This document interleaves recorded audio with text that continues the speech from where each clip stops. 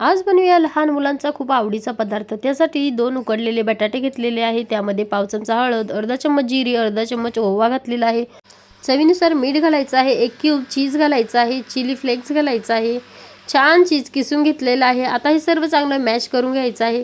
तर स्पूनच्या साहाय्याने सर्व भाजी मी चांगली मॅश केलेली आहे। त्यानंतर इथे मी घेतलेला आहे एका चपातीचा उंडा, त्याला छान जसं आपण पुरणपोळीसाठी उंडा करतो तसा गोल करायचा आहे हातानेच वाटीसारखा, आणि त्यामध्ये भरायची आहे भरपूर सारी भाजी। तर इथे मी भरपूर सारी भाजी आधी भरून घेतलेली आहे। जेवढी भाजी आपण जास्त भरणार तेवढाच आपला पराठा खूप छान लागणार आहे, त्यामुळे पूर्ण मी भाजी भरून घेतलेली आहे आणि हलक्याच हाताने यावरती सुकं पीठ लावून छान याचा पराठा लाटून घेणार आहे।